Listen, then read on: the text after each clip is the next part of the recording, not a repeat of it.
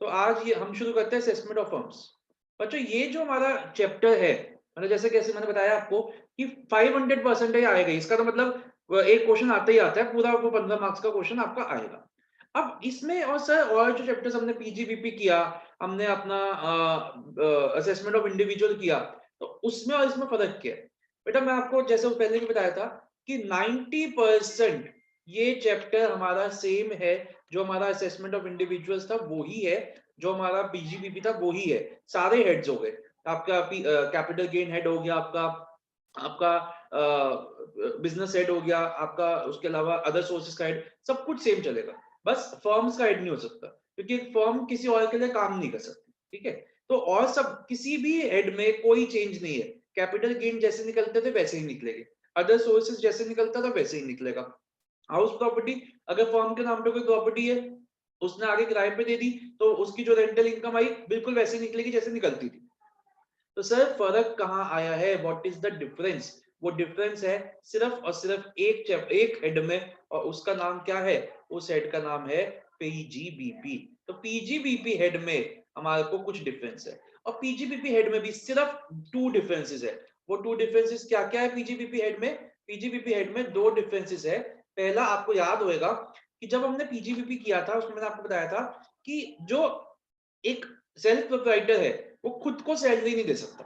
देखिए ये तो हमें पता है ना कि फर्म का स्टेटस उसके पार्टनर के स्टेटस से अलग होता है।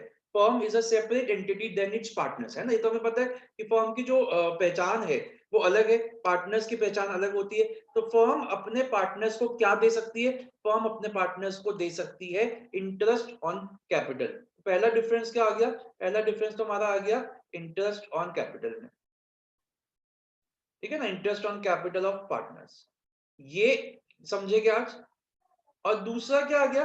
मैंने आपको ये भी बताया था कि एक सेल्फ प्रोप्राइटर अपने आप को क्या नहीं दे सकता? वो अपने आप को सैलरी नहीं दे सकता, कोई भी तरीके की रेम्युनरेशन नहीं दे सकता।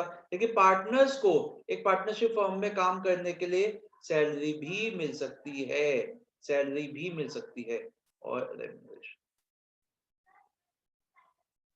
ठीक है कि नहीं? तो ये जो 2 एक्सपेंसेस है, ये दोनों एक्सपेंसेस को हम पीजीपीपी के केस में जितने अभी तक हमने पढ़े हैं, जो हमारे प्रोप्राइटरशिप थे उसमें हम इनको क्या कर देते थे? डिसअलाउ कर देते थे। लेकिन आज हम सीखेंगे कि हमें इनको किस तरीके से अलाउ करना है, किस तरीके से फर्म को इसका एक्सपेंस मिलेगा, और फिर हम ये सीखेंगे कि इसमें कितना अलाउड है, कितना डिसअलाउड है, और उसके बाद पार्टनर्स अपने हैंड में इसको इनकम दिखाएंगे कि नहीं दिखाएंगे। तो ये सारा आज का हमारा टॉपिक होने वाला है, जिसको हम अभी आज करेंगे। लेकिन इसमें ना थ्योरी बहुत है, तो आइए पहले थ्योरी पढ़ते हैं। हाँ जी, कुछ पूछना आ रही है ना आपको? नहीं नहीं सर, नहीं। ओके, तो कम टू पेज नंबर बच्चों 394 पे आइए, 394 पे आइए। बहुत थ्योरी भी मेरे को मार्क करवानी है इसमें, थ्योरी भी है उसके बाद प्रैक्टिकल भी है। हम प्रैक्टिकल क्वेश्चंस पे टाइम स्पेंड करेंगे, लेकिन थ्योरी में रीड भी करवाऊंगा, मार्क भी करवाऊंगा। Position of firm under the income tax act, तो यहाँ देखिए सेलिएंट, उसके बाद नीचे आ जाइए, salient features of the assessment firm are as under. पहला, a firm including an LLP is treated as a separate legal entity and its total income should be computed under 4 heads of income. 4 heads कौन से हो गए? Sorry, PGPP, capital gains, other sources and house property. Salaries की इनकम नहीं निकल सकती firm की। Second, while computing the income of firm under that PGPP, besides the deductions which were allowed under section 30 to 37, जो हमारी सारी हमने पढ़ी थी, डेप्रिसिएशन 32 था, फिर उसके बाद और भी सारे थे, वो सारी डिडक्शंस के बाद special deduction is allowed to the firm on account of remuneration to working partners and interest paid to all partners. ये हम आज करेंगे, ठीक है? However, it is subject to certain limits laid down under section 40B. तो ये section आपको याद होना चाहिए, हाईलाइट करिए, सेक्शन नंबर 40B आपको अच्छे से याद होना चाहिए। रेम्युनरेशन टू वर्किंग पार्टनर्स और इंटरेस्ट पेड टू पार्टनर्स। हाँ, अगर आप प्रिजम्पटिव टैक्सेशन कर रहे हो, अब आपके मन में आएगा सर प्रिजम्पटिव टैक्सेशन क्या है? याद करो, मैंने आपको बीजीबीपी में प्रैक्टिकल क्वेश्चन तो हमने कोई नहीं किया था, लेकिन मैंने आपको बताया था ना 3 सेक्शन होते हैं, एडी, एडीए एंड एई। ये जो 3 सेक्शन होते हैं 44, 44 एडीए, इस पे हम प्रिजम्पटिव टैक्सेशन करते हैं कि इतना ग्रॉस रिसीट्स का 8% इनकम है या इतना इनकम है। उस केस में हम ये जो डिडक्शन है interest on capital and remuneration की, वो अलाउ नहीं करते, क्योंकि वो भी हम एज्यूम कर लेते हैं कि वो भी हमारी क्या हो गई है, अलाउ हो गई है। ठीक है, ओके। इसका भी एक क्वेश्चन करवाऊंगा मैं आपको, ये हो गया। ठीक है, the firm will be tax. हाँ, अब बात आती है टैक्सेशन रेट्स की। तो सर टैक्सेशन रेट्स हमारे को मैंने आपको बताया था, असेसमेंट ऑफ इंडिविजुअल्स में इंडिविजुअल के क्या होते हैं, एलटीसीजी 20%, एसटीसीजी एक रेट 10% था, एलटीसीजी का एक रेट 10% था, और उसके अलावा गैम्बलिंग 30%। ये अलग अलग रेट्स थे। उसके अलावा सारे रेट्स क्या थे, आपके स्लैब रेट्स थे। अब आ जाओ इस पे, एलटीसीजी 20% इसका भी है, 10% इसका भी है। जो दूसरा 15% एसटीसीजी फॉर्म को भी मिलता है। गैम्बलिंग एक्टिविटीज 30% फॉर्म के लिए भी है। इनफैक्ट बिजनेस कोई भी और हेड की इनकम, जो नॉर्मल इनकम है फॉर्म की, वो भी फ्लैट रेट 30% पे टैक्स होती है। वो भी फ्लैट रेट 30% पे टैक्स होगी। तो इस पे कोई स्लैब रेट नहीं होता, सीधा का सीधा हमारा क्या हो जाता है, हमारा फ्लैट रेट लगता है 30%। ठीक है, तो आइए द सर फर्म, इसमें सैलरी इंक्लूड नहीं होती है? सैलरी तो हो ही नहीं सकती ना। एक बात बता, कोई पार्टनरशिप फर्म किसी और के लिए काम थोड़ी ना कर सकती है। ठीक। और सारी हो गई, other sources, house property, capital gain, short term हो गए, सारी इनकम हो गई, पीजीबीपी हो गई। सैलरी तो हो ही नहीं सकती ना। कोई आप ये थोड़ी ना कभी देखा है किसी पार्टनरशिप फर्म को कहीं जाके काम करने के लिए। ठीक है, the firm will be taxed at special rates and it is a flat rate of 30% और 4% सेस से, और इसका सरचार्ज होता है 12% if the income exceeds 1 crore rupees. ठीक है, इतना समझ में आ गया। आगे चलते हैं। द फर्म विल बी, ये फोर्थ पॉइंट को वेरी इंपॉर्टेंट मार्क करिए, वेरी इंपॉर्टेंट सेक्शन। हाँ जी सर, आर्य बोलिए सर। सर मैं कह रहा हूँ डिडक्शंस मिल सकती है फर्म को फिर? हाँ सर, डिडक्शंस मिलती है, जो जो होती है 80C मिलती है। तो जैसे जैसे जो जो डिडक्शंस है वो मिलती है। मतलब जो जो डिडक्शंस ऑल एसएससीज के लिए थी, सिर्फ इंडिविजुअल वगैरह के लिए नहीं थी, वो मिलती है, बिल्कुल मिलती है। Okay sir. Okay, the firm will be assessed, ये फोर्थ पॉइंट को वेरी इंपॉर्टेंट मार्क करिए।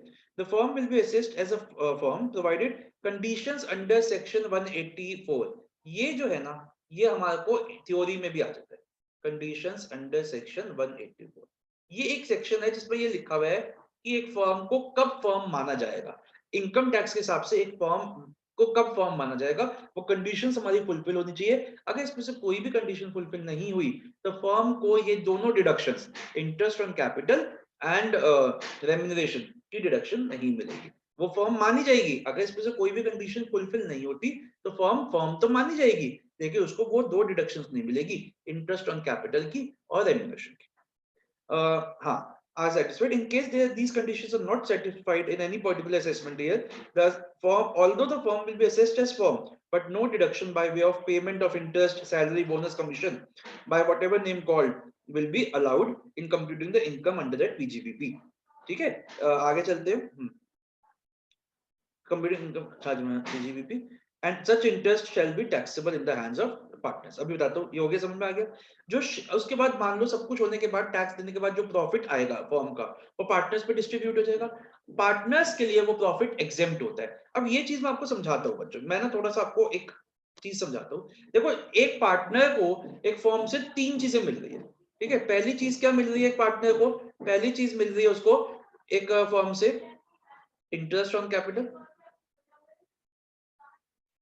दूसरी चीज क्या मिल रही है, रेम्यूनरेशन। और तीसरी चीज क्या मिल रही है, share of profit.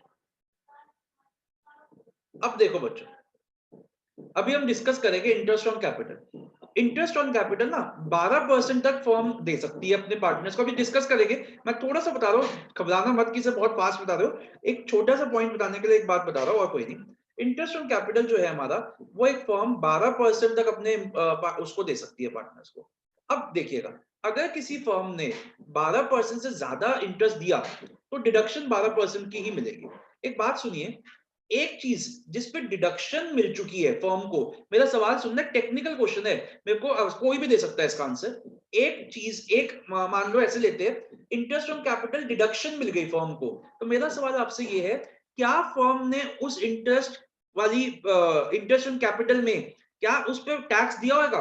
I repeat my question, अगर कोई पार्टनरशिप फर्म को interest on capital to partners की डिडक्शन मिल जाती है, तो क्या उस पर टैक्स गया? ये बताइए, कोई भी जवाब दे सकता है। No sir. नहीं गया। क्या सब मानते हो? क्योंकि डिडक्शन नहीं मिल गई तो टैक्स नहीं गया। अब वो डिडक्शन, वो पैसा किसके पास चला गया? पार्टनर के पास। तो अब एक बात देखिए, इसमें तो टैक्स ही नहीं गया गवर्नमेंट को, तो उस पर टैक्स कौन देगा? पार्टनर देगा। किसी भी इनकम पे एक ही जना टैक्स देगा, या तो फर्म टैक्स देगी या पार्टनर। अब देखिए 12% तक की जो इनकम है, इंटरेस्ट है, उस पर टैक्स नहीं गया फर्म के हाथ में, तो इस पे टैक्स कौन देगा? इस पे टैक्स देगा पार्टनर।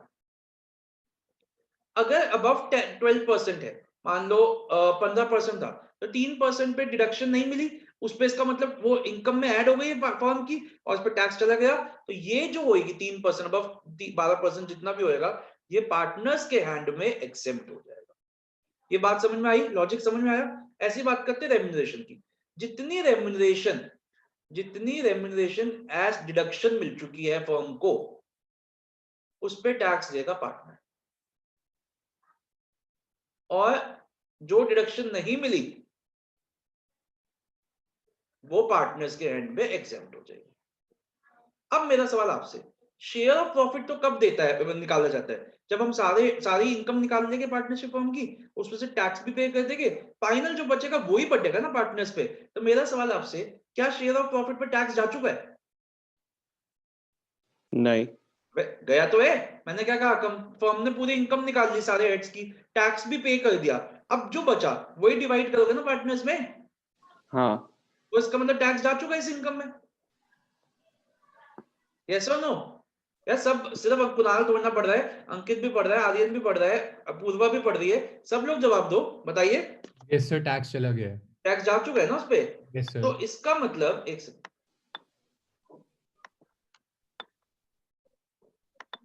हाँ, इसका मतलब जो टैक्स जा चुका है, तो वो पार्टनर्स के हाथ में हमेशा हमेशा हमेशा हमेशा क्या रहेगा? एग्जेम्प्ट रहेगा। बता, अब समझ में आया कि क्यों पार्टनर्स के हाथ में वो एग्जेम्प्ट होता है? ये बात समझ में आई बच्चों? सर जो इंटरेस्ट जी ऑन बेटा, कैपिटल बोल बोल बोल। जो इंटरेस्ट ऑन कैपिटल है उसमें मोर देन 12% में एग्जेम्प्ट किसको, मतलब कितना पार्ट एग्जेम्प्ट हो रहा है और किसके हैंड्स में हो रहा है? हाँ, अगर मान लो पार्टनरशिप फर्म ने 15% के हिसाब से इंटरेस्ट ऑन कैपिटल दिया है, तो 12% तक की तो डिडक्शन मिल जाएगी, 15% का एड बैक हो जाएगा। अब जो ऐड हो चुका है, इसका मतलब उस पर टैक्स चला गया ना, जब वो इनकम में ऐड हो गया फर्म की, तो इसका मतलब फर्म ने उस पर टैक्स दे दिया। ठीक है, इस पे पार्टनर टैक्स नहीं देगा, और जिस पे टैक्स नहीं दिया, जो डिडक्शन मिल चुकी है, उस पर पार्टनर टैक्स देगा। ठीक है, ठीक है। समझ में आ गया सबको ये चीज? तो ये सर, तो हाँ बोलो। जैसे मतलब ये जो चैप्टर है, ये मतलब जैसे पीजीबीपी का एक वो है, मतलब पार्ट है। ये पीजीपीपी का पार्ट नहीं कह सकते, ये सेपरेट चैप्टर है, लेकिन हाँ ये कह सकते हैं कि 90% जो कॉन्सेप्ट है वो पीजीपीपी वाला है, ये कह रहे हैं। नहीं, जैसे पीजीबीपी पे हमारा जो इंटरेस्ट ऑन कैपिटल होता था वो तो हम डिसअलाउ कर देते थे। इंटरेस्ट ऑन कैपिटल हम डिसअलाउ कर देते थे, क्योंकि वहां पे हम एक सोल प्रोप्राइटर सीख रहे थे ना, वहां पे डिसअलाउ कर देते थे। हाँ, हाँ, तो मतलब फर्म के केस में फिर मतलब ये मेरे को समझ नहीं आ रहा, मतलब ये जो आपने 12% लिखा ना। सर एक बात बताओ, फर्म जो है, एक मिनट, फर्म एक अलग एंटिटी है या पार्टनर्स और फर्म एक ही चीज है?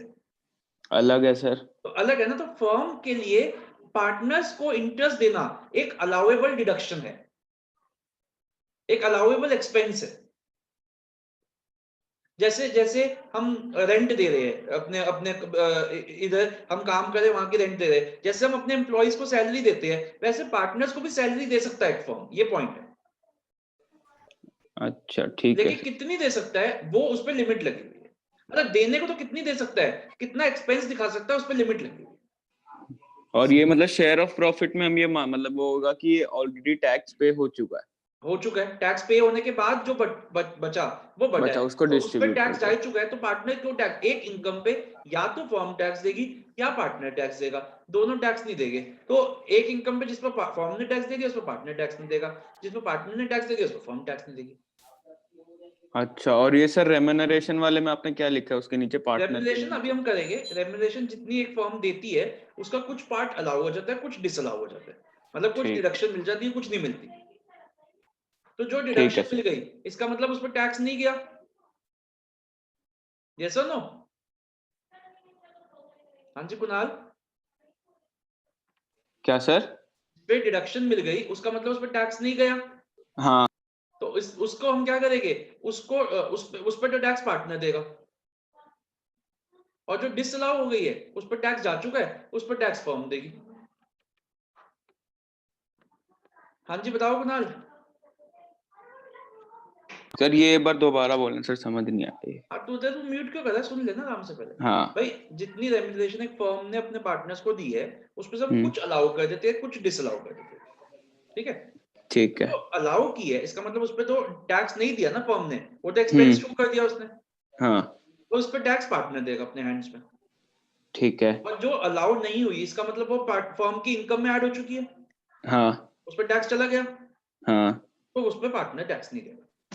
ठीक अभी आप इसको समझो, अभी इसको ना जब हम करेंगे प्रैक्टिकली समझ आएगा, ऐसे समझ नहीं आएगा आपको। अभी ठीक आप बस सुनते रहो, कोशिश करो बस, ठीक है। ठीक है सर। तो अब आ जाओ, हाँ फिफ्थ पॉइंट पे आ जाओ। Share of profit which a partner receives from the firm after deduction of remuneration and interest shall be fully exempt in the hands of the partner.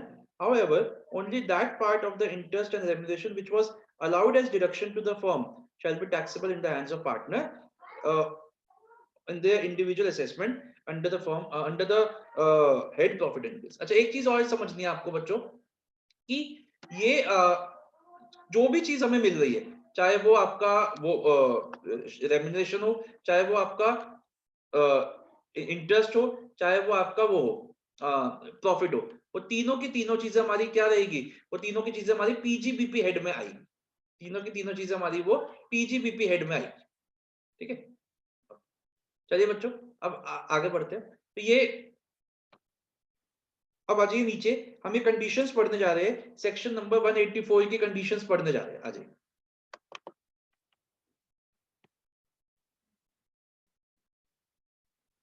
Okay आगे आइए। सर फर्स्ट तो इसीलिए जो PGBP में हमारा मतलब जब हमेशा जब वो शेयर ऑफ प्रॉफिट होता था तो वो तभी हम एग्जाम्पल एग्जाम्प्ट करते हैं, हमेशा तब भी हम एग्जाम्प्ट करते हैं, ठीक है। अच्छा ठीक। First, in the first assessment year, the following conditions must be satisfied by the firm in the assessment year to be assessed as firm. पहला क्या है, partnership must be evidenced by an instrument. मतलब क्या होना चाहिए, partnership firm का deed होनी चाहिए। इंस्ट्रूमेंट का मतलब क्या होता है, डीड होनी चाहिए,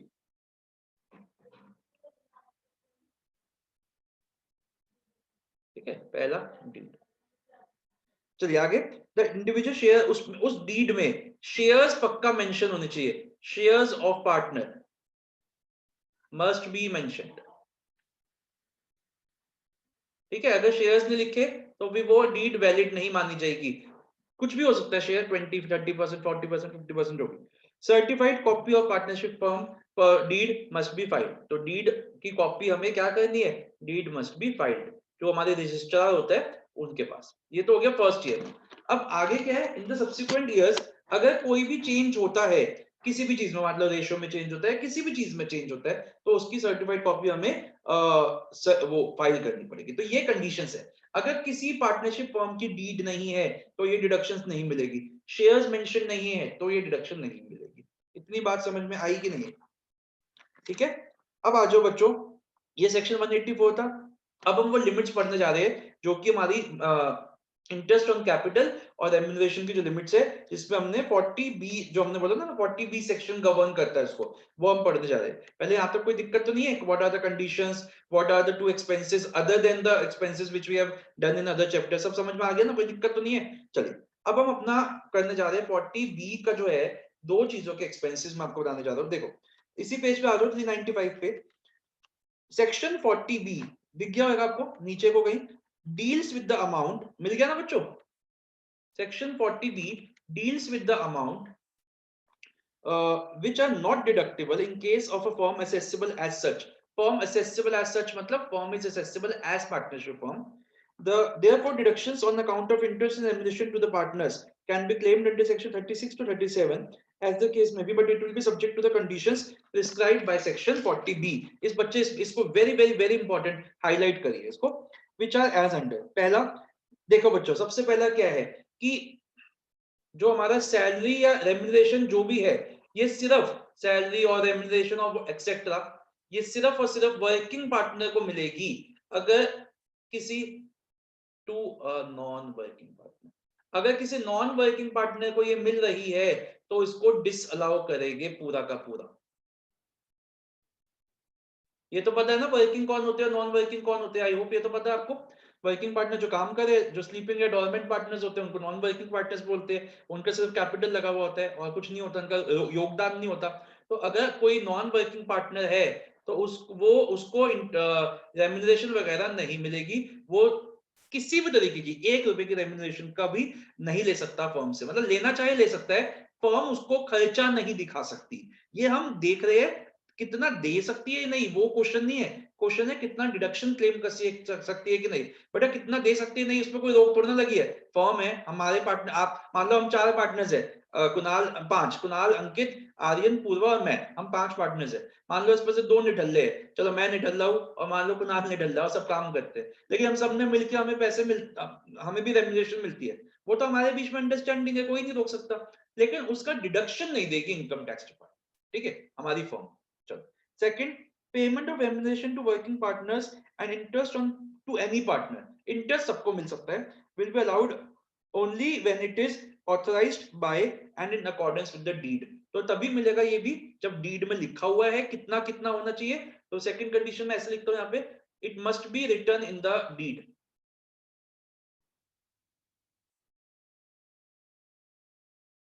ये डीड में हमेशा लिखा होना चाहिए, अगर डीड में ये नहीं लिखा तो ये नहीं मिलेगा।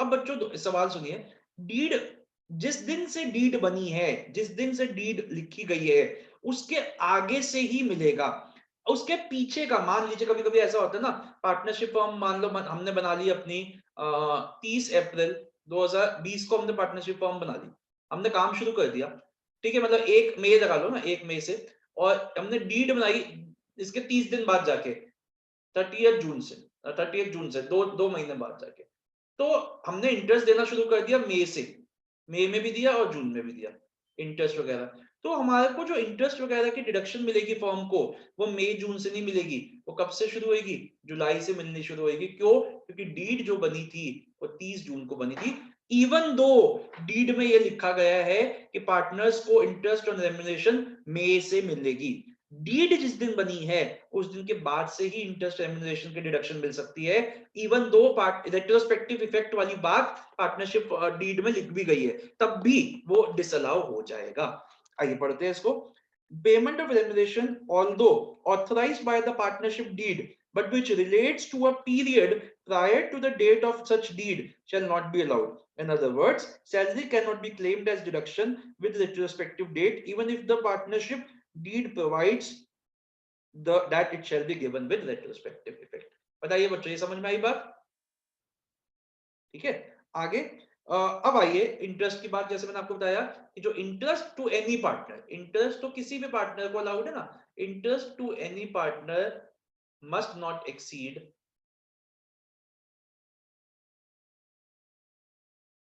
12% per annum of his on his capital।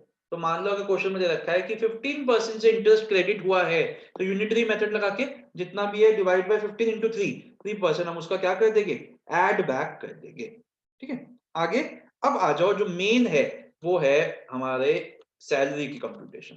तो सैलरी की कंप्यूटेशन कैसे होगी बच्चों, ये ही जो चीज है ना, ये मेन है, सैलरी कैसे। सर इसको ऐड बैक करेंगे हम? हाँ, क्योंकि ये तो माइनस हो रखी होगी ना क्वेश्चन में, एक्सपेंस साइड में दिखा रखा होगा ना पीएनएल के। अच्छा, इंटरेस्ट ऑन कैपिटल।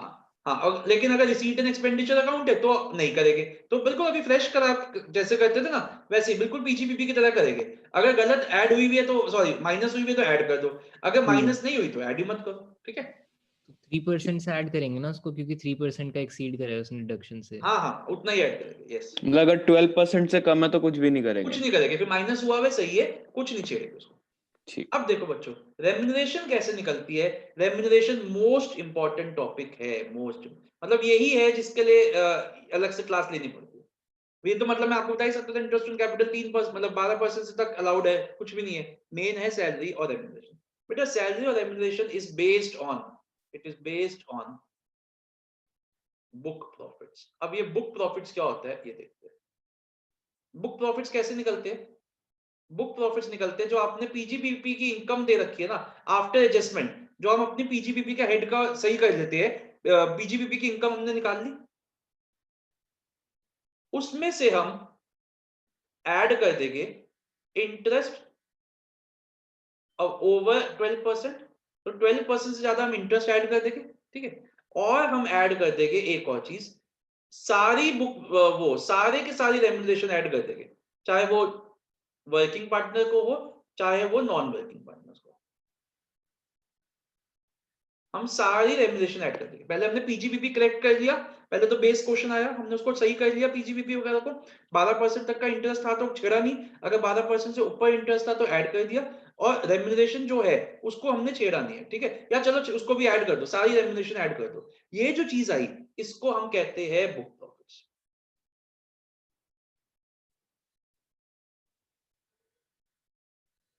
ठीक है। ये आ गए बुक। अगर बुक प्रॉफिट्स पहले first 3 lakhs of book profit, मैं इसको बीपी लिख दूं, मैं यहाँ पे एक बीपी लिख देता हूँ जिससे ना बार बार लिखना पड़ेगा। First 3 lakhs of book profit का क्या होगा, इसका 90% और 1,50,000 विच एवर इज हायर। अभी आप पूछ रहे हो कि सर ये है क्या, बता रहा हूं, पहले एक बार समझो। 90% और 1,50,000 विच एवर इज हायर, मतलब मान लो आपकी बुक प्रॉफिट ही 1 लाख है तो उसका तो 90% 90,000 हो गया, उस केस में 150। मान लो बुक प्रॉफिट 3 लाख है तो उसका 90% 270 हो गया, तो उस केस में 270। एंड उसके बाद जो बचे बैलेंस बुक प्रॉफिट्स, इसका 60%। ये जो मान लो, मैं आपको दूसरे से बताता हूं कि मान लो आपके बुक प्रॉफिट्स आए, किसी क्वेश्चन में बुक प्रॉफिट्स आए 7 lakhs, तो इसमें फर्स्ट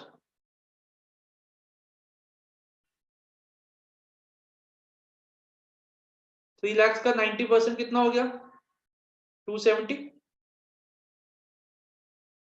और आ जाओ बैलेंस, अब बैलेंस कितना बच गया, 4 lakhs, इसका 60% कितना हुआ, बताइए। 240। तो टोटल बुक प्रॉफिट्स कितने हो गए, मतलब टोटल हमारी ये क्या निकला सर, अब ये तो बता दो निकला क्या। ये निकला है बच्चों maximum remuneration which can be allowed as deduction.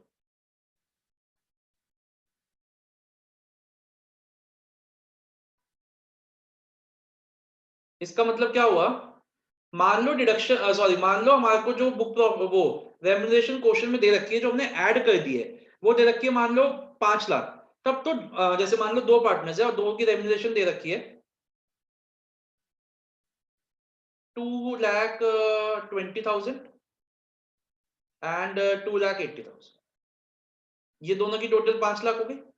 तो यही यही अब हम क्या करेंगे, अब हमारे जो बुक प्रॉफिट्स आए अब उसमें हम लिखेंगे less remuneration allowed as per section 40B, जितना भी है जो एक्चुअल है वही माइनस कर दो। ए 20 लाख और सॉरी 2,20,000 और बी 2,80,000। अब जो हमारा इसके बाद आ जाएगा नेट पीजीबीपी की इनकम आ जाएगी। लेकिन मान लीजिए अगर हमारी रेम्यूनरेशन होती, मान लीजिए रेम्यूनरेशन हमारी होती ए की लगा लो 310, या मैं थोड़ा सा ना राउंड फिगर करने के लिए ऐसे लगता है, और बी की रेम्यूनरेशन लगा लो 4 लाख, ये टोटल कितनी होगी 7 लाख, ये एक्सीड कर गई 5,10,000 को। तो हम क्या करेंगे, जो हम डिडक्शन देंगे ना, बुक प्रॉफिट्स हमारे कितने थे, बुक प्रॉफिट्स मेरे 7 लाख आए थे ना, उसमें से हम माइनस जो करेंगे रेम्यूनरेशन,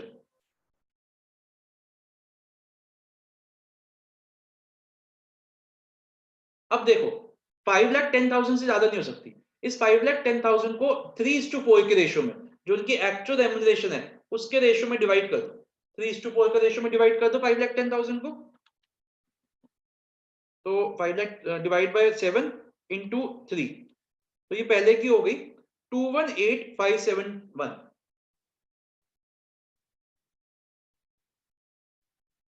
और दूसरी की हो गई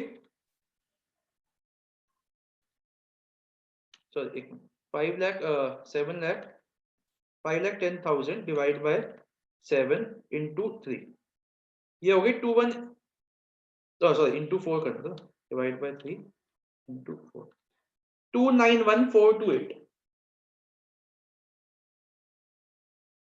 4 to 9 कर लो या इसको 2 कर लो, ठीक है। तो ये हमारी क्या हो जाएगी 5,10,000। तो अब ये डिडक्शन फर्म को मिलेगी, तो फर्म की नेट इनकम कितनी हो गई, अब नेट पीजीबीपी कितना हो गया फर्म का, 7 लाख माइनस 5,10,000 कितना हो गया 1,90,000। अब देखना बच्चों, जो पार्टनर्स है ए एंड बी, उनको मिली कितनी है फर्म से?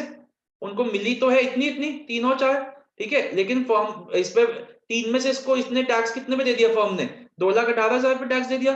तो पार्टनर्स के हाथ में एग्जेम्प्टेड रेम्युनरेशन कितनी है? ये तो एग्जेम्प्टेड हो गई इसकी, और टैक्सेबल कितनी हो गई?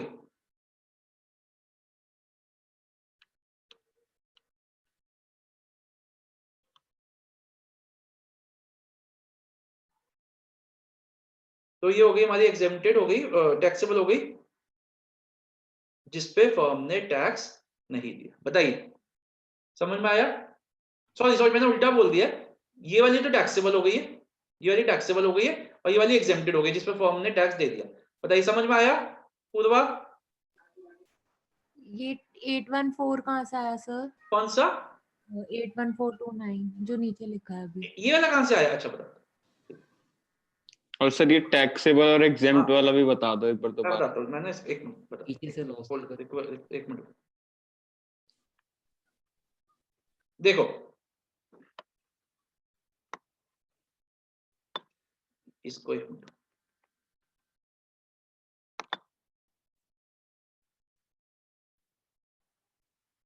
सर हाँ जी बेटा एक मिनट, बोल बोल। तो जो 5,10,000 था उसमें से हमारा 90% 270 था, तो 150 नहीं लेते उधर? तो क्या कह रहे? 5,10,000 था उसका, तो जो 5,10,000 आपने निकाला था तो एक 90% आया था 2,70,000। तो यहाँ कह रहे हो, ये कह रहे हो? यस सर, हाँ यस सर, इधर ही। हाँ तो एक नहीं, हाँ तो ये 5,10,000 हमारी बुक 5,10,000 का 90 थोड़ी ना करेगी।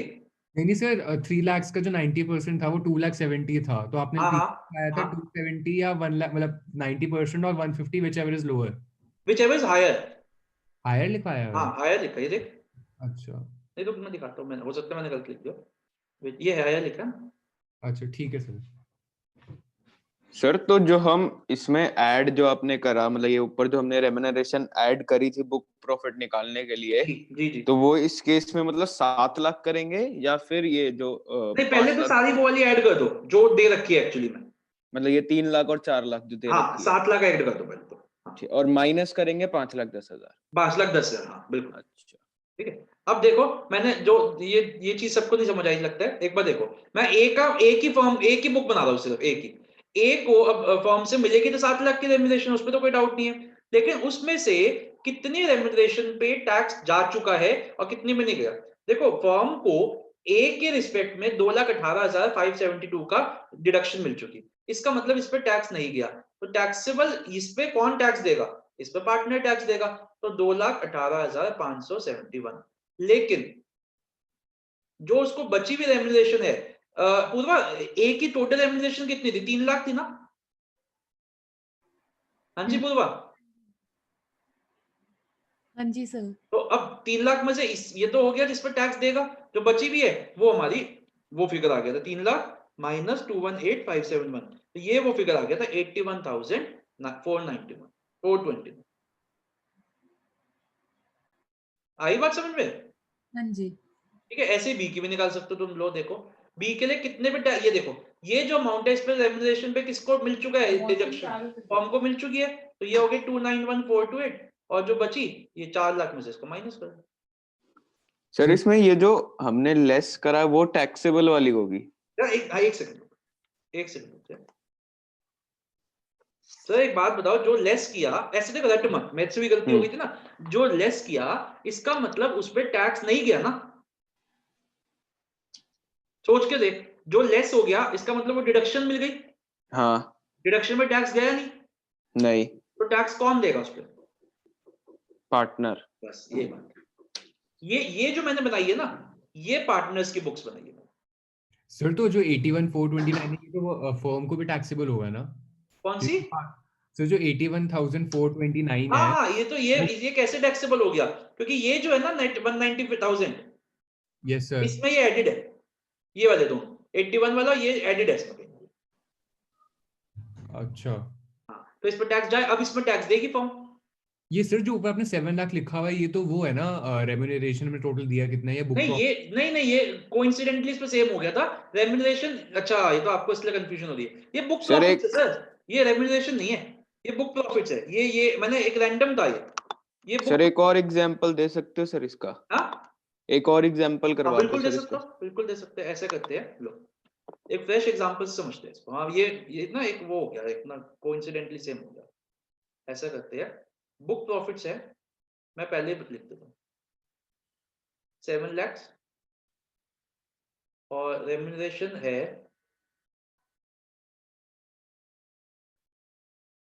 ए एंड बी की नहीं 3 lakhs ले लेता हूँ एक से।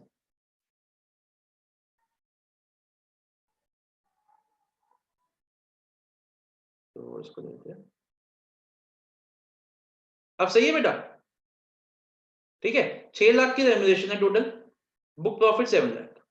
सर बुक प्रॉफिट्स में क्या क्या आता है एक बार दोबारा बता दो। हाँ बुक प्रॉफिट सर कैसे निकला, आपने पीजीबीपी इनकम जो निकालते हो नॉर्मल वो है, उसमें से आपने ऐड कर दिया अगर कोई इंटरेस्ट होता है ओवर 12% टू पार्टनर्स, अगर होता है तो ये ऐड कर दिया। ठीक है, ऐड कर दी सारी की सारी रेम्यूनरेशन, मतलब इस पे 6 लाख एडेड है। ठीक है ठीक है ठीक है। सारी रेम्यूनरेशन ऐड कर दी, ये होता है। ठीक है, हम्म। इसको हटा देते हैं एक बार। अब देखो, अब आइए हम करते हैं अपना शुरू। तो फर्स्ट 7 lakhs का, फर्स्ट 3 lakhs का 90%,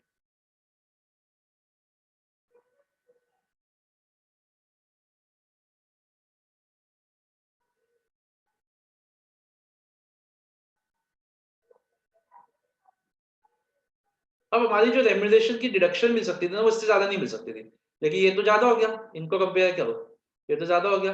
अब हम क्या करेंगे, इस 5,10,000 को हम इस रेशियो में डिवाइड कर देंगे, इक्वली है ठीक है ना, तो इसको इक्वली डिवाइड कर देते हैं 1:1 के में रेशियो में, 3:3 के रेशियो में, 255। ये आ गई 2,55,000। 255। अब ये देखना, अब हम क्या करेंगे, अब जब हम अब फॉर्म्स की बुक बनाते हैं तो हमारी बुक प्रॉफिट्स कितने आ गए, 5,10,000, सॉरी बुक प्रॉफिट कितना है, 7 lakh, sorry 7 lakh.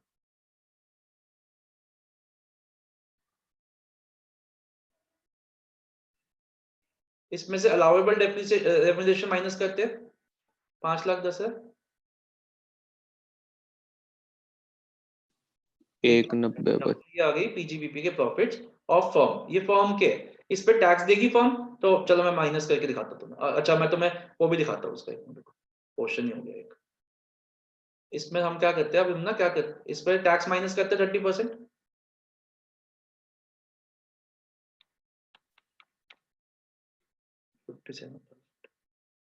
Sir firm वाले पे फ्लैट रेट होता है 30%। फ्लैट रेट होता है। अरे इस पर वो भी ऐड करना था +4%, सर मतलब हमें देने उनको 3 लाख थे बट हमने दिए 255 है। हाँ बिल्कुल बिल्कुल यही है। नहीं दिए नहीं दिए, 3 लाख ही है, वो डिडक्शन क्लेम जो की है, अच्छा अच्छा। दिए उतने ही है सर। ठीक है ठीक है।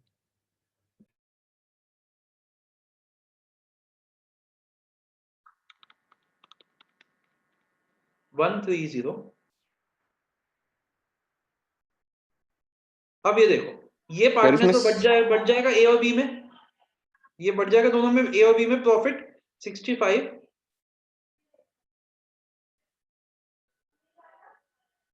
ये हो गया प्रॉफिट। ठीक है, अब देखो, अब हम बनाते हैं पार्टनर्स की बुक्स।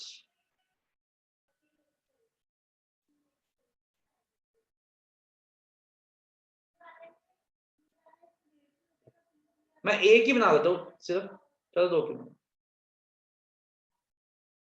सबसे पहले ये पीजीबीपी हेड में, पार्टनर्स का पीजीबीपी हेड, सबसे पहले आ जाओ, मैं टैक्सेबल सैलरी लिखता हूँ।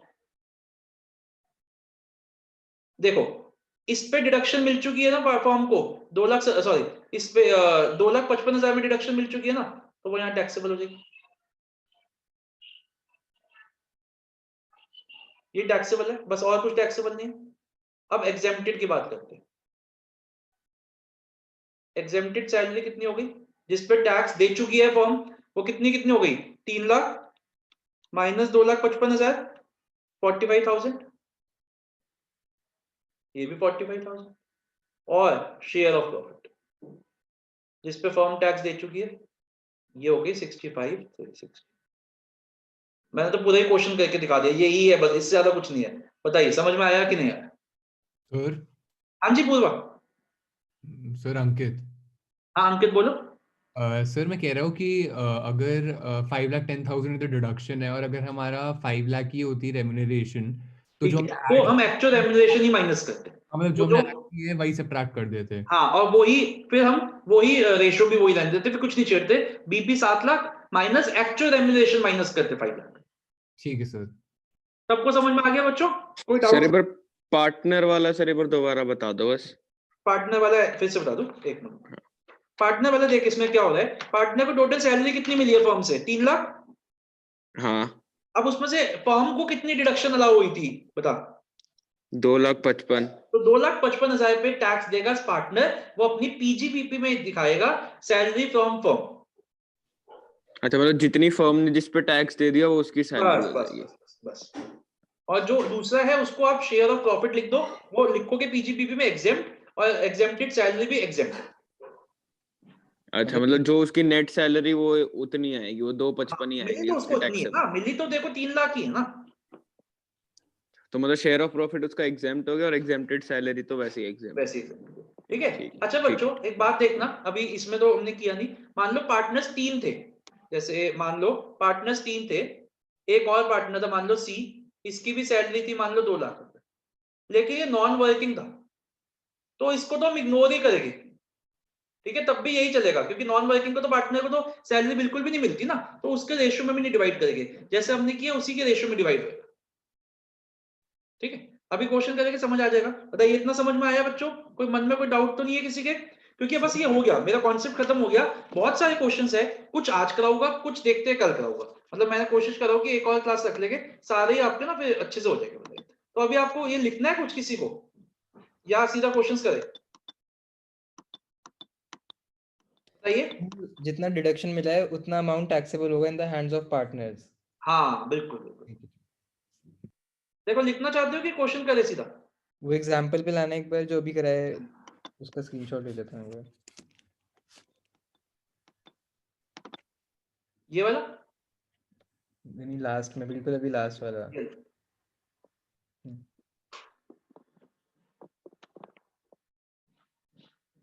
अगर आप कॉपी करना चाहते हो तो क्वेश्चन ये कॉपी कर लो, फिर हम क्वेश्चंस करते हैं।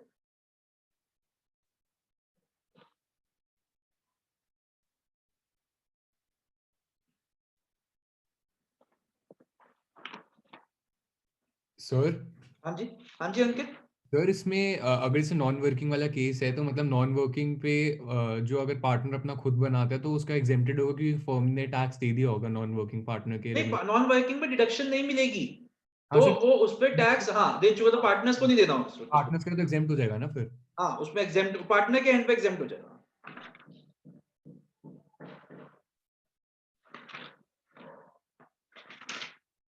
बच्चों लिखिए जल्दी से इसको ना, फिर क्वेश्चन शुरू करते हैं।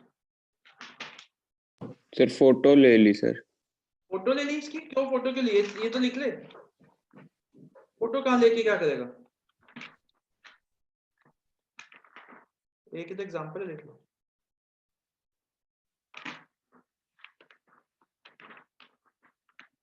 चलिए बच्चों लिखिए जल्दी। समझ आ रहा है ना सही से? इससे कोई दिक्कत तो नहीं है? बोर्ड पे तो नहीं लाने की जरूरत? क्लियर है ना सबको? हाँ जी सर क्लियर है। दुख हो रहा है वैसे यार, कल खत्म हो जाएगी हमारा साल और क्लासेस एक तरीके से।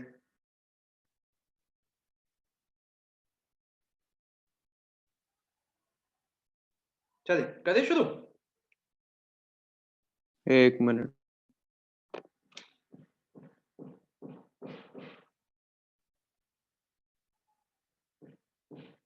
अब छोटी सी तुम्हारी पार्टी भी करा दूं? हाँ सर जरूर। हाँ ऑनलाइन कराओगे सर? ऑनलाइन? नहीं नहीं, पार्टी तो ऑफलाइन करेंगे यार, क्या बात हो गई? सर किसी के पास कोई खबर है कब खुलेंगे वैसे इंस्टीट्यूट वगैरह, कोई किसी के घर वाले मिनिस्ट्री वगैरह में हो, कुछ पता हो इंटरनल? सर हरियाणा के स्कूल खुल रहे हैं इतना पता है। अरे स्कूल नहीं, इंस्टीट्यूट। स्कूल तो खुल गए, स्कूल में क्या है? सर आप खोल दो सर, क्या ही फर्क पड़ेगा। अच्छा खोल दो, पता चले बंद ही हो गया।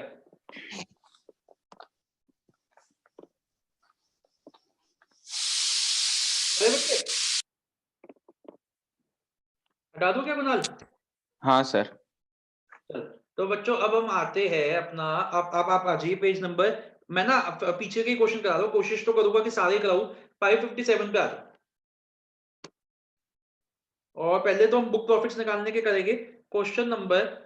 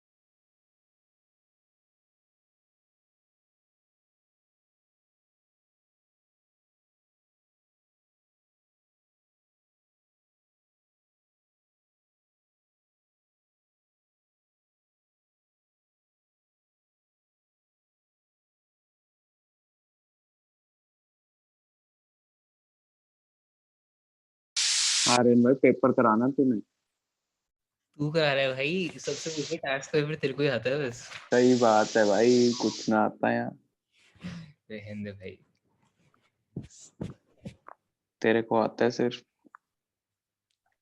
अच्छा और अच्छा तेरे प्रैक्टिकल में क्या हुआ तब तो बता। बताता हूँ मैं। अंकित बताएगा तू? तो चला गया लगता है तू ही बता दे। यार। कैमरा ऑन था हमारा कैमरा ऑन करवा दिया।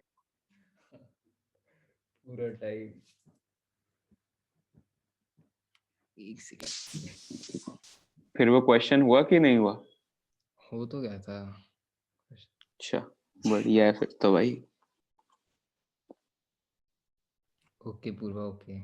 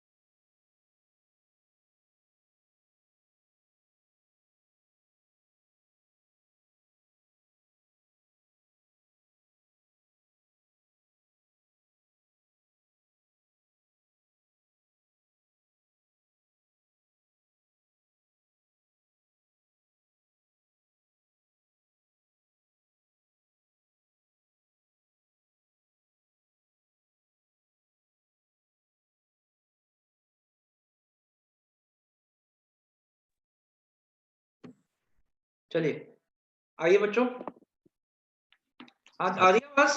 सर गलत गलत बातें रिकॉर्ड हो गई। अरे यार ओ सीरियसली बोल रहे हो क्या तुम? हाँ ध्यान से अपलोड करना सर पहले। सर कहीं व्यूअर कम ना हो जाए अभी। अरे यार ये तो गलत बात है यार, तुम्हें पता होना चाहिए, आजकल तो ये हिट हो रहा है मामला। अब मुझे एडिट करना पड़ेगा क्या इसको बैठ के? कितने टाइम पे ये हो रहा है, गड़बड़ की है तुम लोगों ने? जितने में आपका पावर कट था। आज मैं वापस आया हूँ। सही, अच्छा वो आर्यन तूने बता दिया, थैंक यू यार। मेरे को जरा इसको स्किप करना पड़ेगा। हाँ ये पता चला कोई नहीं सर, एडिट कर लेना, ट्रिम हो जाएगा बीच में से। ट्रिम कर देना बीच में से एक पार्ट। तो नहीं, तुम्हें गलत बातें बोलनी है, सही का काम बढ़ा दो तुम। कोई नहीं सर, कभी कभी फ्लो फ्लो में हो जाता है। पेज पेज नंबर 557 पे आइए, क्वेश्चन नंबर 108। चल X and Y company, a partnership firm, has paid interest at 15%. तो इसको हमें सही करना पड़ेगा. Amounting to 90,000 in remuneration of 4,80,000 to its partners during the previous year 1920. The book profits of the firm have been computed at 5 lakhs. ठीक है? Calculate the interest in remuneration allowable under section 40B. तो देखो बच्चों, हमें ना इसका मतलब book profits निकाल रखे हैं, तो हम उसमें कोई एडजस्टमेंट नहीं करेंगे. तो आ जाओ, पहले तो इंटरेस्ट कितना है अलाउेबल. देखो 90,000 है, कितने के हिसाब से 90,000, तो टोटल 15% के हिसाब से है ना. अलाउेबल है अपॉन 15% इंटू 12%. तो ये कितना आ गया? ये आ गया 72,000. ये अलाउेबल हो गए. और पहली चीज तो ये हो गई. सेकंड चीज क्या बोली उन्होंने? रेम्यूनरेशन.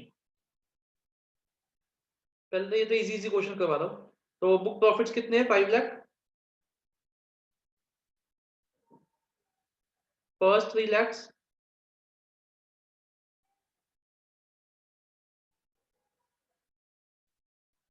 वैसे तुम सब म्यूट रहते हो, लेकिन जब गई तो तुमने अपना ऑन किया. ले भाई, ये भी वो भी. तो 390 मैक्सिमम रेम्यूनरेशन अलाउ हो जाएगी. बताइए, समझ में आया बच्चों? कोई दिक्कत? चलो जल्दी से कॉपी करो, नेक्स्ट क्वेश्चन में चलते हैं.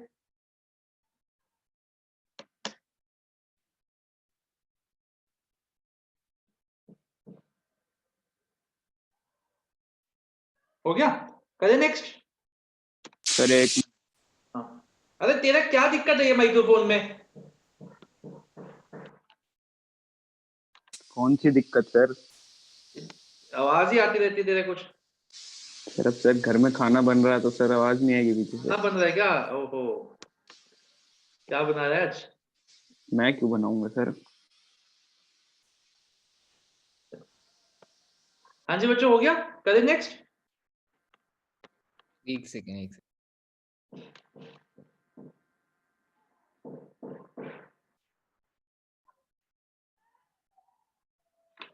सर इसमें मतलब मैक्सिमम रेम्यूनरेशन जो डिडक्टेबल होगी वो 390 है, डिडक्शन अलाउेबल 390.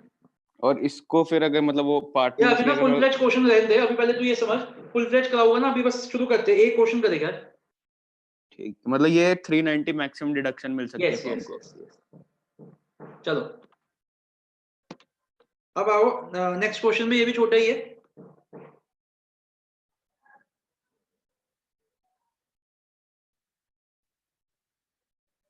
क्या कह रहे हैं? Mrs. Ramakrishnan and company is a firm carrying on business. It has a business income 3,60,000. Paid interest to partners at 15%. ये बिजनेस इनकम दे रखी है, ये बुक प्रॉफिट्स नहीं दे रखे. Which has been debited to the P&L account. मतलब इसमें minus हो चुकी है. Compute the interest and remuneration allowable to the partners. अच्छा, रेम्यूनरेशन तो हमें बताई नहीं कितनी उसने माइनस कर रखी है. ठीक है, कोई नहीं, हम कर लेते हैं. तो पहले तो देखो net profit as per P&L account कितना है.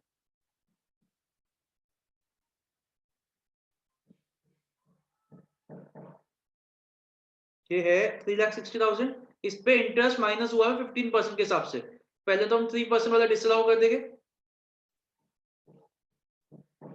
तो यहाँ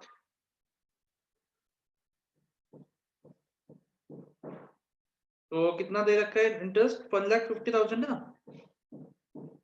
सर ये नेट प्रॉफिट है या बिजनेस इनकम? बिजनेस इनकम है ना, जो नेट प्रॉफिट निकाल रखा है पीजीबीपी के हिसाब से, बिजनेस इनकम के हिसाब से वो. मतलब इसमें हमें वो इंटरेस्ट ऐड बैक करना पड़ेगा. हाँ, क्योंकि इंटरेस्ट तो 15% के हिसाब से माइनस कर रखा होगा ना. एक बार ये दोबारा बताना सर. बता रहा हूं. ये दे रखा है हमें, जो अकाउंट्स के हिसाब से हमने वो बना रखा है. मतलब उसने जैसे नेट प्रॉफिट जो हमें दे रखा है वो 360 दे रखा है, बस बस वो. और उसने जो इंटरेस्ट माइनस कर रखा है वो 15% के. 15% के हिसाब से वो माइनस कर रखा है. सॉरी, ऐड हो गया. 15% के हिसाब से हमने माइनस कर रखा है. और जो मतलब वो 12% के हिसाब से होना था. हाँ, तो 12 तक छोड़ के एक्स्ट्रा ऐड कर दिया. अब हमारे ये बुक प्रॉफिट्स हो गए, क्योंकि रेम्यूनरेशन माइनस नहीं कर रखी तो इसलिए हम ऐड नहीं कर रहे. अगर रेम्यूनरेशन माइनस कर रखी होती तो हम वो भी ऐड कर देते.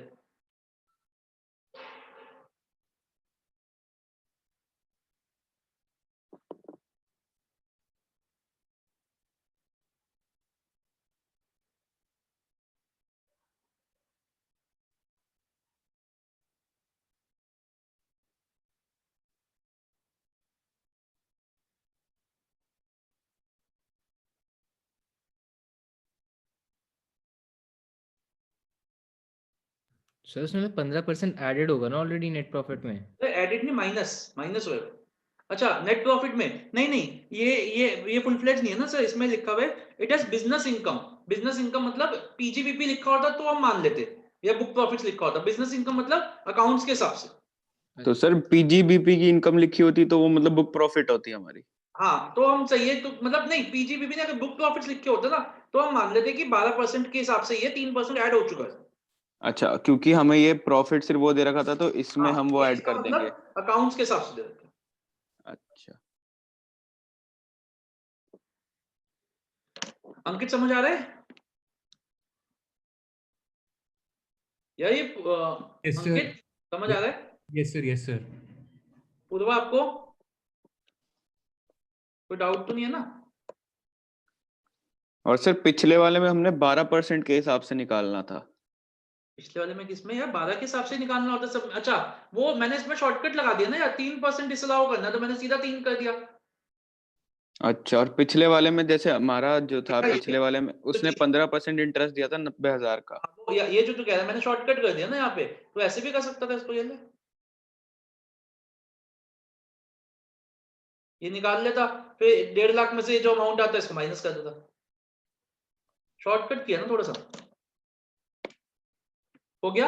ये दोनों छोटे क्वेश्चन थे, एक फुल फ्लेज क्वेश्चन करके बताइए जल्दी से, हो गया। सर यहाँ पे ऐड क्यों करे मुझे ये बता दो एक बार। एक बात बता, तेरे को 3,60,000 का एक इंटरेस्ट दे रखा है, नेट प्रॉफिट दे रखा है, जिसपे 15% के हिसाब से इंटरेस्ट ऑलरेडी माइनस हुआ है, ठीक है? लेकिन ठीक। अलाउ कितना होता है? 12%। तो हम्म, 3% जो ज्यादा माइनस हुआ है वो ऐड करेगा, क्या करेगा? हाँ ऐड करूंगा वो। वही तो किया है। अरे ठीक है ठीक है। सर तो जो हमारा पिछला वाला क्वेश्चन था उसमें हमें इस इंटरेस्ट का कुछ भी नहीं करना था। सर पिछले वाले में ना बुक प्रॉफिट दे रखे थे, इसलिए हाँ, ऐड कर रखा था, इसमें नेट प्रॉफिट दे रखा था। ठीक। लैंग्वेज पढ़ना क्वेश्चन की। सर इसमें भी हमें इंटरेस्ट निकालना है वैसे। इंटरेस्ट अलाउेबल निकालना है ना, तो अच्छा अलाउेबल लिख दो ना, 1,20,000 हो गया ना। हाँ मतलब सर वैसे ही बता रहे हैं। जो मांगी है दूसरा, इंटरेस्ट अलाउेबल 1,50,000 माइनस 30,000, ठीक है? यही कह रहा था ना? Yes sir. हाँ जी बच्चों, हो गया। करूँ आगे बढ़े? अब आ जाओ क्वेश्चन नंबर 110 पे।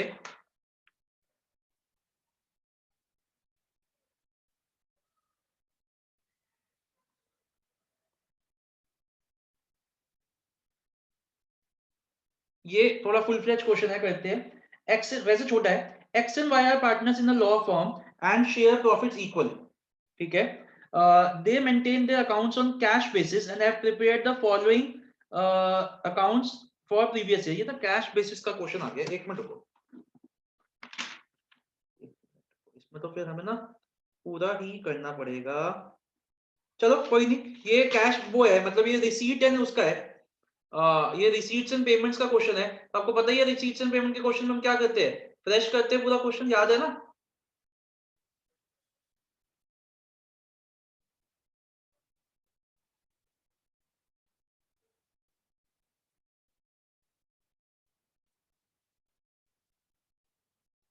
चलो ठीक है। और आपको दे रखा है प्रोफेशनल रिसीट्स दे रखी है, डिविडेंड दे रखा है, proceeds from sale of the land दे रखा है, रेंट ऑफ ऑफिस ये दे रखा है, सब कुछ दे रखा है आपको।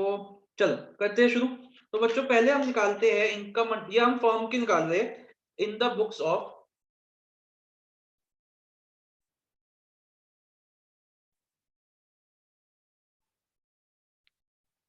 एक्स एंड जो भी है, in the books of firm लिख देगा फॉर ए बी।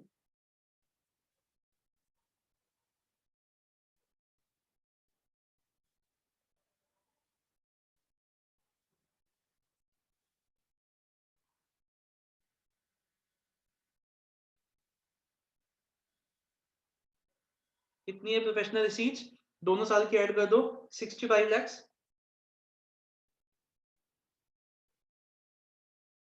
अब आ जाओ dividend from Indian company. Sir आप दूसरा पेज खोलो, मैं तो नहीं खोल रहा, आप दूसरा पेज खोलो, अदर सोर्सेज में डालो उसको, इंडियन कंपनी एग्जेम्प्टी हो जाएगा। हाँ चलो लो, मैं कर देता हूँ।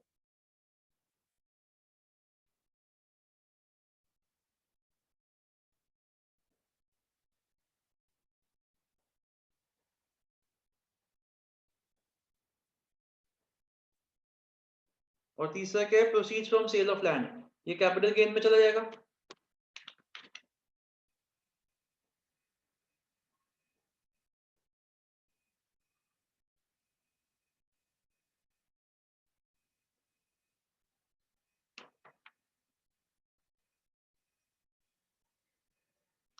अब आ जाओ, और तो कुछ नहीं, डेबिट साइड में आ जाओ।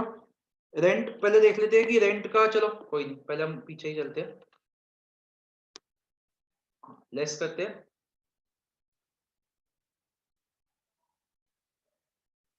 रेंट 6 लाख, सैलरी बेटा समझ में आ रहा है ना? ऑफिस एक्सपेंस, हाँ जी आर्यन, कोई डाउट तो नहीं है ना? बात करते रहो यार मेरे से, हाँ जी सर, पढ़ रहा हूँ साथ में। मुझे बड़ा मजा आ रहा है ऐसे पढ़ाने में। मिसलेनियस मजे ही ले लो सर। मजे लो, अच्छा चल ठीक।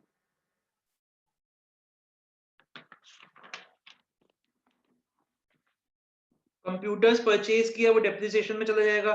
सेल ऑफ लैंड, ये 20,000 का expense on sale of land है, ये 20,000 का डाल देते हैं इसमें। अच्छा वहां पे ऐड भी करना है, वो ऐड नहीं किया, भी करते हैं इसको ऐड वहां पे। लेस सेलिंग एक्सपेंस, ये इन्होंने आंसर में नहीं कर रखा, हम करेंगे, इन्होंने आंसर में नहीं ले रखा, ये हम इसको करेंगे। और हमने वहां पे इसको माइनस कर रखा है, तो सॉरी माइनस, ये तो हम रिसीट एंड पेमेंट अकाउंट बना देते हैं, हम इसको माइनस ही नहीं करेंगे, छोड़ो। Purchase of office furniture depreciation में लेके। सर इसका एक बार ट्रीटमेंट बताना दोबारा, किसका? यही सेल ऑफ लैंड वाले का, एक्सपेंसेस वाले का। गेन में जाएगा ना, कैपिटल गेन में तो माइनस कर दिया हमने। माइनस नहीं किया, कैपिटल गेन में तो पहले फुल वैल्यू ऑफ कंसीडरेशन दिखा दी, हाँ ठीक है, लैंड पे डेप्रिसिएशन थोड़ी ना लगेगा, वो दिखा दी। लैंड का सेलिंग बेचने के लिए जो खर्चे है वो वहां से सेलिंग एक्सपेंस माइनस हो जाएगा। यहाँ पे हम उसमें लेंगे ही नहीं, क्योंकि हम तो फ्रेश। ठीक है। अब रेम्यूनरेशन, हम बुक प्रॉफिट्स निकालेंगे ना, तो पहले रेम्यूनरेशन ऐड कर देते हैं सारी, मतलब माइनस ही नहीं करते, छोड़ दो रेम्यूनरेशन, माइनस ही मत करो। और ऑफिस फर्नीचर वाला उसमें जाएगा, डेप्रिसिएशन के लिए जाएगा ना? कौन सा? हाँ, ऑफिस फर्नीचर भी और कंप्यूटर्स भी, ठीक है। डोनेशन जो प्राइम मिनिस्टर रिलीफ फंड है जो हमारा, वो हम 80C में ले जाएंगे, सॉरी 80G में ले जाएंगे बाद में।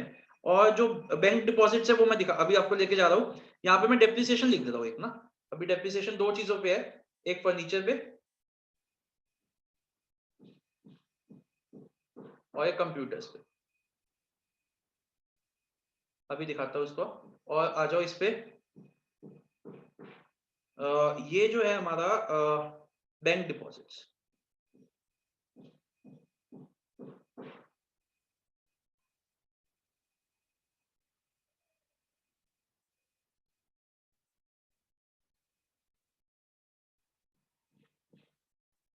चलो अब डेप्रिसिएशन का कर ले जरा। सर बैंक डिपॉजिट्स में इंटरेस्ट नहीं आता अदर सोर्सेज में? क्या सर? तो जो इंटरेस्ट मिलेगा वो नहीं आएगा अदर सोर्सेज में, ये एसेट लायबिलिटी में नहीं जाएगा bank deposits? Sir bank deposit से आपने डिपॉजिट कर रखी है, उस पर इंटरेस्ट मिले, बिजनेस की इनकम थोड़ी ना ये, अदर सोर्सेज में तो गई है, और कहाँ गई है नहीं सर, मैं कह रहा हूँ कि इनकम थोड़ी होगी ये। ये अच्छा एक मिनट, बैंक डिपॉजिट्स, अच्छा अच्छा अच्छा अच्छा, सॉरी सॉरी, तो होता है ना सर। ये तो आपने डिपॉजिट कर रखा है, sorry sorry, yes yes you are right, ये तो एक्सपेंस है। हाँ नहीं ठीक है, ये यहाँ से डालो, इंटरेस्ट नहीं है, सॉरी यस, ये तो इंटरेस्ट नहीं है, ये तो आपने डिपॉजिट कर रखा है, यस, ये हाँ, ये हम नहीं लेके कहीं पे भी, ठीक है। आ जाओ, अब हम जरा डेप्रिसिएशन का पॉइंट देख लें।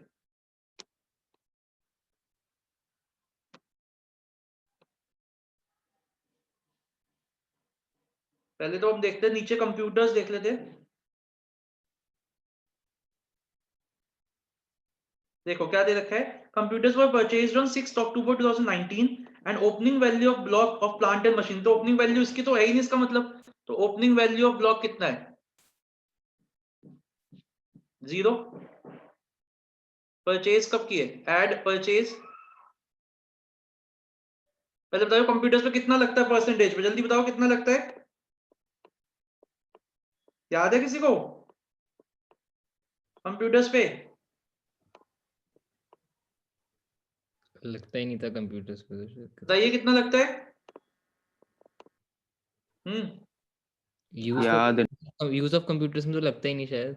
अरे क्यों नहीं लगता कंप्यूटर, यूज ऑफ कंप्यूटर बेटा, कंफ्यूज हो रहे हो तुम, वो सैलरी से कंफ्यूज हो रहे हो। हाँ तो ये लगेगा ना इस पे, तो कितना लगेगा? 1 लाख है, ठीक है, 1 लाख का 40% कंप्यूटर्स पे कितना लगता है रेट, जल्दी देखो बताओ मेरे को। 40 लगता है सर। है ना, 40 लगता है, ठीक है। और हमने यूज कब किया, हमने कब खरीदा इसको, लेस देन 180 डेज है, कितना है 6 अक्टूबर है, तो लेस देन 180 20% पे लग जाएगा ना।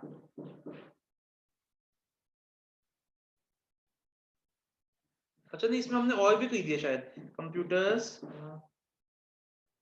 नहीं बस एक ही है ना कंप्यूटर, हाँ ठीक है। तो ये कितना हो गया 1 लाख, अब इस पे 1 लाख पे 20% पे लग जाएगा।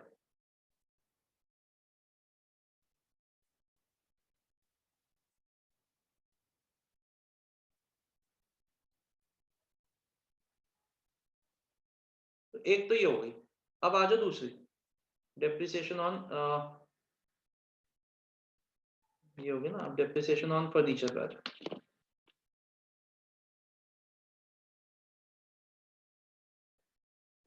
फर्नीचर में वो कह रहा है ओपनिंग ब्लॉक है हमारा 80,000 का। सर वो तो प्लांट और मशीनरी का है। फर्नीचर प्लांट, अच्छा सॉरी, वो प्लांट मशीन है, फर्नीचर का भी ब्लॉक नहीं है ना, तो ओपनिंग। नहीं। और हमने परचेज कब किया, नहीं दे रखा, तो हम फुल पे लगाएंगे। फर्नीचर पे कितना लगता है 20%? फर्नीचर का परचेज दे रखी है हाँ जी, परचेज दे रखे ना बस, 1 जनवरी। कहाँ दे रखा है फर्नीचर का, हाँ 1 जनवरी, ठीक है, 10% का दे रखे हैं।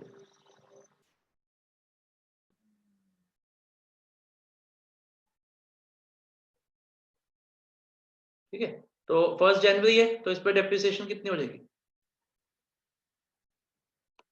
1 जनवरी 2020 है ना, तो इसकी भी 5 कितना हो जाएगा, 5% हो जाएगा ना।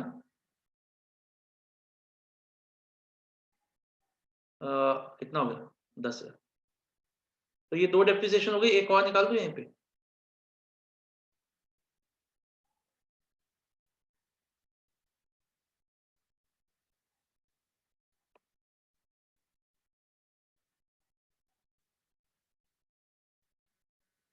ठीक है, 80,000 और प्लांट एंड मशीनरी तो हमने कुछ नहीं खरीदी। 80,000 का हमारा 40% कितना हो जाएगा 32,000, परचेज भी कोई नहीं है, सेल भी कोई नहीं है।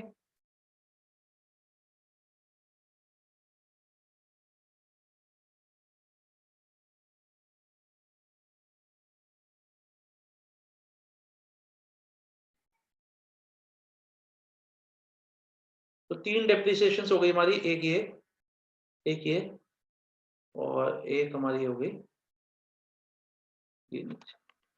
32, 10 एंड 20।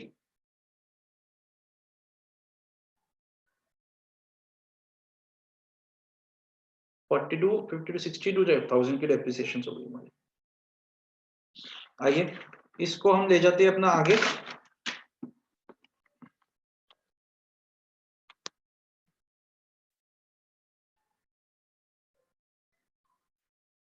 चलिए, तो इससे हमारी आ जाएगी बुक प्रॉफिट्स।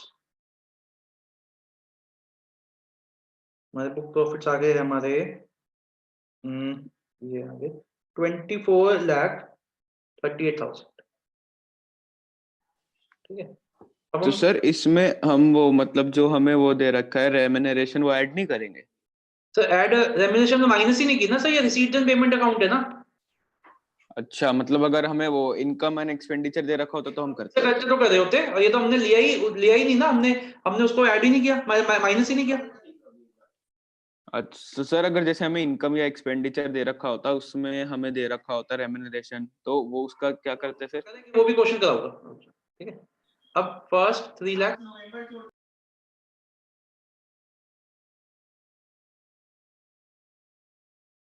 कितना आया था 2438, बैलेंस 2138,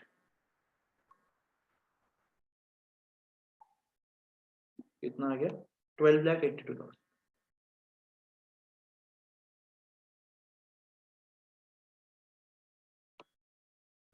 तो मैक्सिमम रेम्यूनरेशन इतनी होनी चाहिए थी। रेम्यूनरेशन दे कितनी रखी है, 30 लाख की दे रखी है।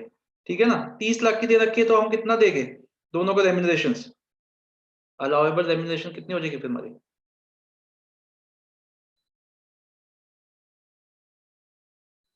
इसको डिवाइड बाय 2 कर दो, क्योंकि 15 लाख की दोनों को इक्वल दे रखी है ना। 776,000।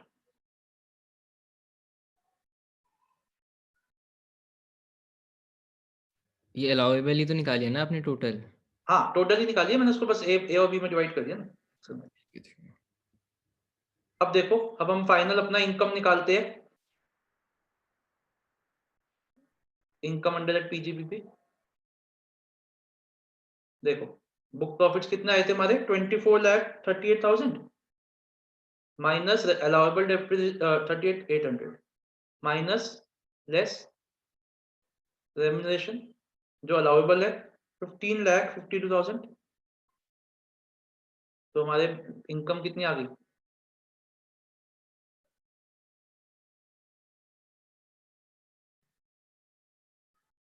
अब इसमें दूसरे हेड्स की इनकम ऐड करो, ये पहला ऐड हो गया। अदर सोर्सेस, अदर सोर्सेस तो कोई है ही नहीं, कैपिटल गेन पे आ जाओ।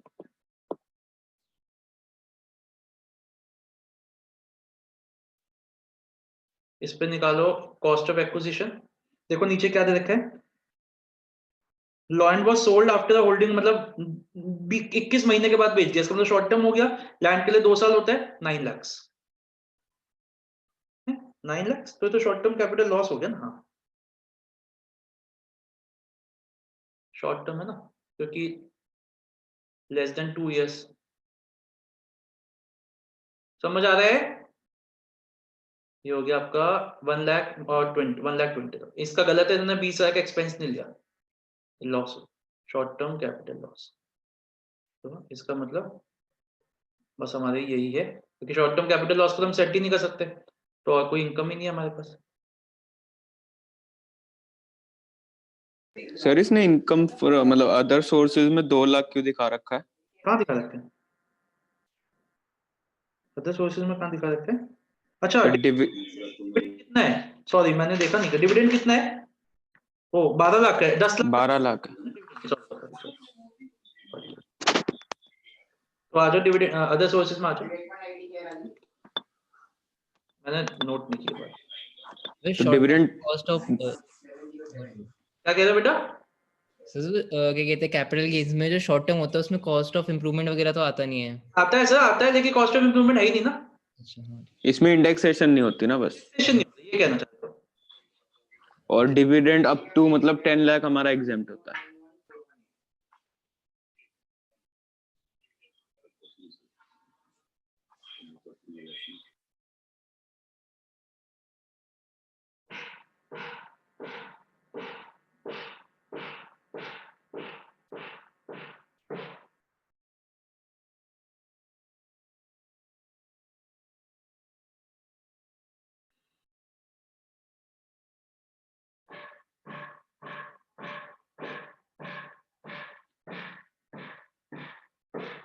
डिडक्शन भी तो है, वो डोनेशन, वो प्राइम मिनिस्टर क्या थी वो?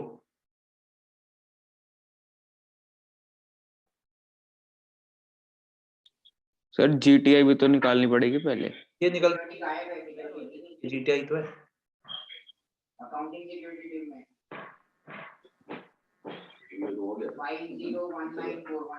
सर ये तो शॉर्ट टर्म कैपिटल लॉस है, इसका कुछ नहीं करेंगे? कैरी फॉरवर्ड हो जाएगा ना सर, किसी और से नहीं हो सकता।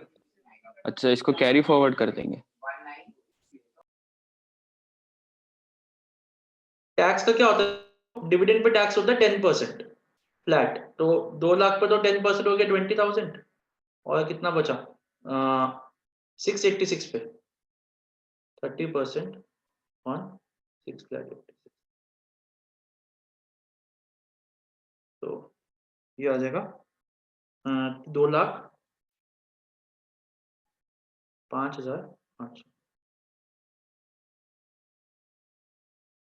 और इस पर टैक्स लगा लो, वो लगा लो सेस 90, ये आ जाएगा आपका। अभी ये 234,830 आ जाएगा, मतलब 234,830 आ जाएगा। अब मैं पार्टनर्स की बुक हैंड्स का भी दिखा देता हूँ आपको करके। 234830 आ जाएगा ये।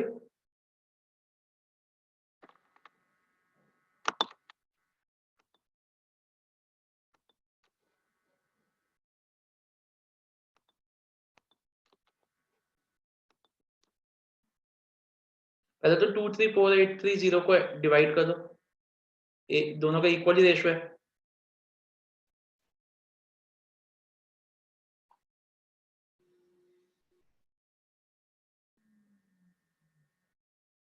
सर शॉर्ट टर्म वाला किससे हम सेट ऑफ कर सकते हैं बस? तो दोनों से कर सकते हैं, लेकिन सिर्फ कैपिटल गेन्स।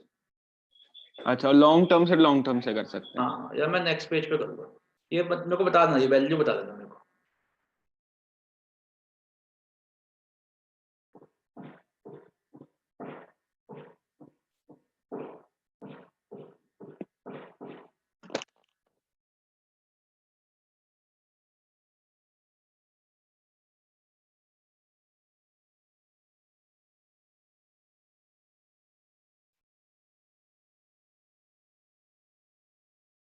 रेम्यूनरेशन कितनी कितनी डिडक्शन मिली थी बताओगे जरा? सर वो ना जो अलाउएबल था। हाँ, अलाउएबल मैंने डिवाइड की थी ना दोनों की, 776 थी ना? Yes sir. Yes sir. और वैसे इनको 15-15 लाख मिलनी थी।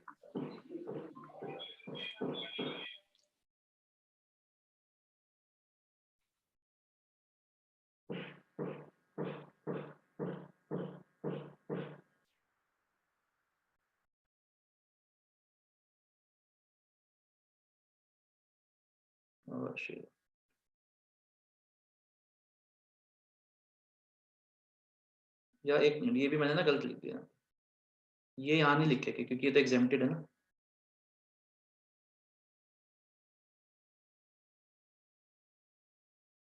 ये आपको पता होना चाहिए कि इतनी इतनी एग्जेम्प्टेड है बस। अब इस पे ये टैक्स निकाल लिया आपने, ये वैसे मांगा नहीं था बट कर दिया। सर शेयर ऑफ प्रॉफिट हमारा मतलब हम 886 पे निकालते जो बिजनेस प्रॉफिट आया था। हाँ, जो मैंने डिवाइड किया था ना इससे पहले वाले में, नहीं जो मैंने डिवाइड करके दिया था ना दोनों को, ये 117415।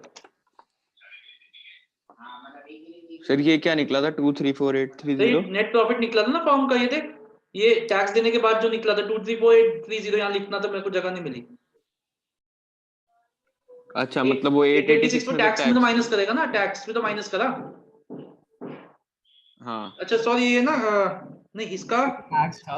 अच्छा मैंने गलत लिख दिया था, 886 माइनस करोगे ना उसको, 886 माइनस 20,000 माइनस 2,05,800 ये माइनस 9032। हाँ सॉरी, माइनस 9032 ये लिखना था 651168, ये लिखना था मैंने 65, ये गलत लिख दिया था मैंने, ये लिखना था मेरे को कितना, ये कितना आया 651168। इसको डिवाइड करेगा 651168, इसको डिवाइड करेगा 2, 325584, ये देखिए एग्जेम्प्टेड है। चलो एक मैं आज और नहीं करवा रहा, मैं पहले आप लोगों से एक बार पूछ रहा हूँ एक एक बच्चे से। तो अंकित बताइए, समझ आया? Yes sir. निमिष आया नहीं है। हाँ जी, आर्यन जी। हाँ जी सर। ओके जी, कौनाल। पर वो एग्जेम्प्टेड सैलरी वाला दिखा दो बस। देख देख देख, अच्छा पूर्वा यस सर। आ गया, ठीक। एग्जेम्प्टेड सैलरी वाला ये देख, दिखा दूं या समझा दूं? दोनों ही। या देखना सिंपल पॉइंट है, 15 लाख की सैलरी मिली है एक को, लेकिन हमारे पास फॉर्म को एग्जेम्प्टेड कितनी मिली है, इतनी टैक्स मतलब एग्जेम्पशन, तो इतने पे टैक्स देगा वो पार्टनर, ठीक है। और जो ये बची है 15,776 माइनस 15 लाख माइनस दिस, वो एग्जेम्प्ट हो गई इसके एंड्स पे, क्योंकि उस पर टैक्स दे चुका है वो फॉर्म। ठीक है सर। बेटा ये क्वेश्चन तो वैसे मतलब अलग तरीके वाला था, अभी मैंने कोई वैसा क्वेश्चन नहीं कराया, मैं आपको होमवर्क नहीं दे रहा। कल मैं सुबह 2 घंटे की क्लास रख लूं मॉर्निंग में 11 बजे, सर पेपर है परसों सर। या मैं समझ 1 घंटे की रख लूं सर कल मॉक टेस्ट है वैसे भी ड्यू का। शाम। कल सर मॉक टेस्ट है 11:30 से 2:30। इसका डेक कहाँ पर है? सर अरे 16 DU के बीच में ले लो, 16 को ले लो। नहीं यार, हाँ, एक 16 क्लास के बाद रखने ले दो। लो नहीं सर। कल भी मैं ज्यादा नहीं यार, इसमें ना कल भी ज्यादा नहीं हो पाएगा। 16 को अच्छा 1 घंटे की रखना तुम मेरे को, तुम 3-4 बजे जब भी तुम फ्री हो 4 बजे रख लूं। नो सर, सर कल पढ़ना है सर, परसों टेस्ट या है। एक क्लास रखना, तो ऐसे मत करो प्लीज, मेरी रिक्वेस्ट है।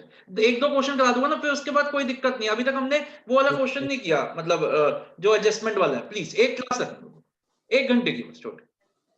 सर ऐसे टाइम मत आप करो बताओ, सर। क्योंकि कल मैं फ्री हूँ, आप बता दो, मैं अपनी और क्लासेस आपके हिसाब से एडजस्ट कर दूंगा। पूरा देख लो सर। पता है क्या होगा, मैं बताऊं, अगर मैं नहीं कराऊंगा ना आपको, चलो मान लो मैं नहीं रखता, तो आप ना सारा भूल जाओगे, मतलब सिस्टम जो भी। या तो सैटरडे रख लो फिर 1 घंटे की, बोलो।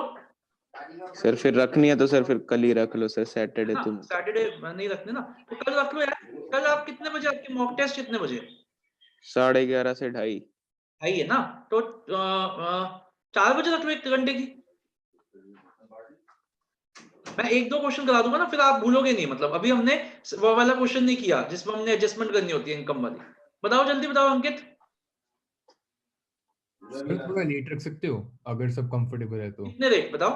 मतलब वही 7 o'clock या नहीं फिर। फिर तो यार तू नहीं आएगा, तेरा अगले दिन पीटीपी का पेपर है, तू नहीं आएगा। अरे सर मैं पक्का आऊंगा। लेट क्यों रख रहे यार, मतलब मेरे को तो लॉजिक दे बताओ। अच्छा देखो 4 बजे क्या प्रॉब्लम है ये तो बता। आ जाओगे ना यार, आ जाना ना। अच्छा पूर्वा आप आ जाओगे कल 4 बजे? ठीक है, आर्यन तू भी बता। आ जाऊंगा सर, फिर तो आ तेरा जाऊंगा। भी है क्या पीटीपी का? मेरा तो उसका है, दूसरा है, बट तेरा पेपर कौन सा है? सर हमारा भी है सर, तेरा कौन, तुम्हारा कौन सा है? मेरे को तो लगा पीटीपी का है सिर्फ, और किसका है? E commerce. अबे यार तुम भी। चलो ठीक है, कल आ जाना 1 घंटे के लिए 4 बजे। अंकित आ जाइए यार प्लीज। देखते हैं। ठीक है सर। चल ठीक है, फिर कल 4 बजे ना मैं इसके 2 क्वेश्चन 3 क्वेश्चन कराऊंगा, आपको समझ आ जाएगा, फिर चाहे हम बाद में रख लेंगे। ठीक है, चलो बच्चों कल मिलते हैं। ओके। सर ये पार्टनर की बुक्स पूछी तो नहीं थी ना क्वेश्चन नहीं में? इसमें नहीं मांगी थी, इसमें नहीं मांगी थी। और ठीक है ओके बेटा, bye bye. Sir, video edit कर देना सर, हाँ यार मेरे को तुमने मेरा डरा तो दिया एडिट गलत कर। मांगता है उसमें। कहीं फिर आपके सर फॉलोअर्स कम ना हो जाए। नहीं नहीं सही बात है यार। Okay bye bye. Bye sir.